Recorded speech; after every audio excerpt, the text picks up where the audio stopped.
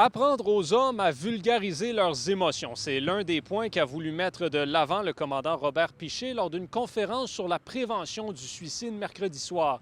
M. Piché a déjà lui-même songé à s'enlever la vie et considère justement que c'est parfois un surplus d'émotions qui peut être au cœur des difficultés mentales des hommes. Il faut que les hommes parlent de leur prévention, de leurs émotions. Puis des fois, c'est dur de parler d'une émotion, comme j'ai dit dans la conférence. Tu ne sais même pas que c'est une émotion que tu es en train de vivre, puis tu ne sais pas quel mot mettre dessus, puis tu ne sais pas à qui en parler. Fait c'est bien compliqué.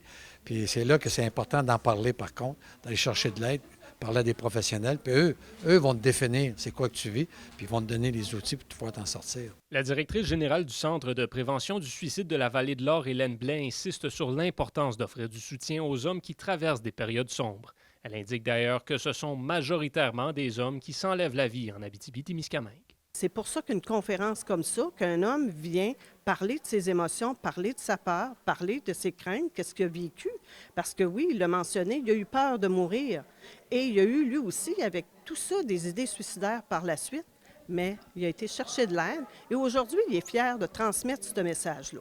Ayant été confronté à une possibilité de mort à plusieurs reprises durant sa vie, Robert Piché trace un parallèle entre la situation qu'il a vécue à bord du vol 236 et une personne qui songe à mettre fin à ses jours. Il y a un bon parallèle à faire avec le suicide parce que les gens, quand ils arrivent au bout, puis ils ne voient plus d'autres solutions que ça, c'est parce qu'il n'y a pas d'autres problèmes, il n'y a pas d'autres solutions. Puis avant d'arriver là, bien, il y a des professionnels qui sont habitués de te parler, de te faire parler, de te faire dire ce qui ne va pas, puis ils vont te donner une boîte à outils. Hélène Blais rappelle que ce sont 7 centres de prévention du suicide qui sont ouverts à travers l'Abitibi-Témiscamingue, en plus de la ligne besoin d'aide 24/7. Elle mentionne que tous les services disponibles en région peuvent répondre à tous les besoins des personnes qui pourraient en avoir besoin. Yoann Carrière, RNC Nouvelles, Val-d'Or.